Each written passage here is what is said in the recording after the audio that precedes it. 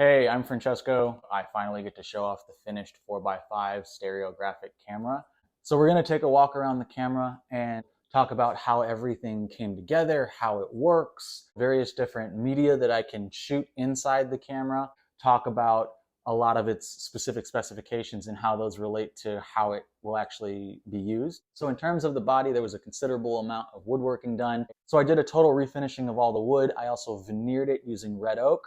So overall, the camera is red oak with a walnut stain. So when looking at the back of the camera, what we actually see are two older Graflex style backs. And while we're at the back of the camera, I should mention how the camera is actually focused. So what I'm actually using is this slightly modified Graflex ground glass attachment. So once that's in place, I flick that little button, the hood opens up, and you're able to view the ground glass and focus it like any other camera. So once I make sure everything is sharp and it's composed the way that I want, pull that off the camera, put the film holder on that side. This side would have already had the film holder on it, so I just need to attach the one film holder and I'm ready to shoot. Spinning it back around, there's the drive shaft, which is actually slightly visible on the inside of the camera here. That drive shaft connects at the bottom of the track with a set of gears. The drive shaft travels up through the body.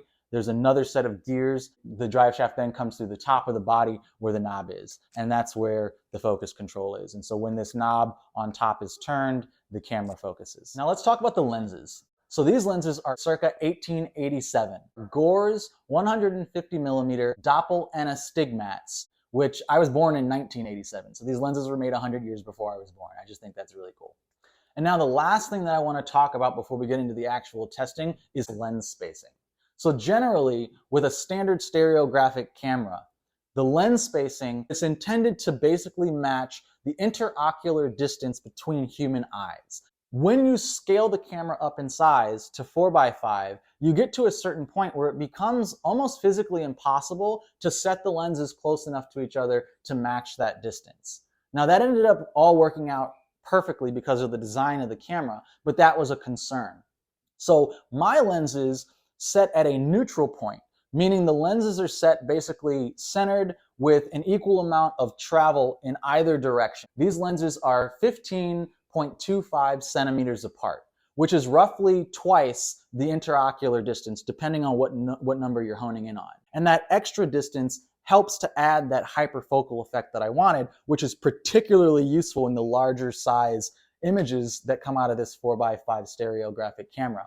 Because the images are so much larger, that hyper stereo effect creates a really profound, really beautiful, pronounced three-dimensional image with excellent spacing between foreground, midground, and background. And that just really stands out in the larger size image where it's not really needed in the smaller, more traditional formats.